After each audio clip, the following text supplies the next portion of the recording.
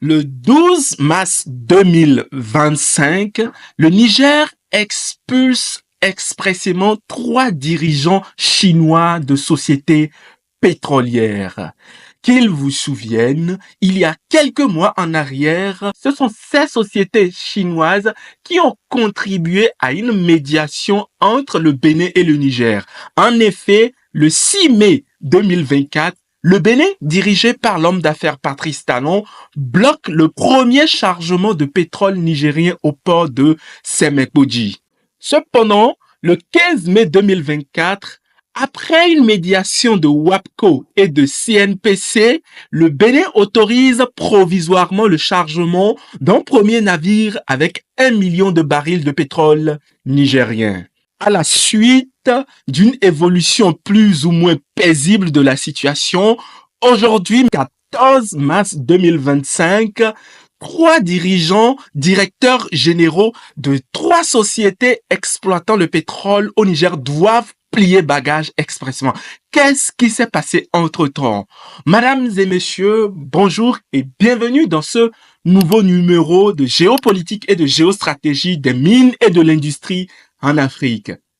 La Chine, avec ses exploitations sur le continent africain, reste-t-elle toujours un meilleur coopérant? C'est ce que nous allons découvrir avec cette affaire portant sur le pétrole du Niger.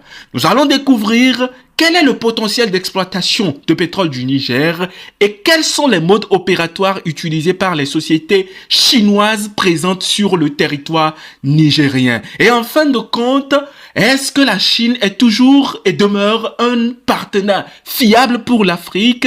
Vous allez répondre à cette question dans les commentaires avec moi au regard des analyses que nous aurions faites. Mais avant de rentrer dans le vif du sujet, j'aimerais vous inviter à découvrir notre formation sur la logistique des hydrocarbures. Une formation qui vous permettra d'apprendre quelles sont les fonctions logistiques qui sont déployées dans l'exploitation du pétrole depuis la phase exploratoire jusqu'à la phase de la distribution. Si vous désirez vous lancer dans le domaine des hydrocarbures, cette formation est complète et entièrement taillée sur mesure pour vous permettre de vous outiller et d'être opérationnel dans le secteur des hydrocarbures. Revenons-en maintenant au sujet. Il s'agit du Niger, ce pays que vous connaissez bien évidemment. Arrivé au pouvoir en 2023, le général Abdourahmane Tiani a mis en place un certain nombre de mesures pouvant permettre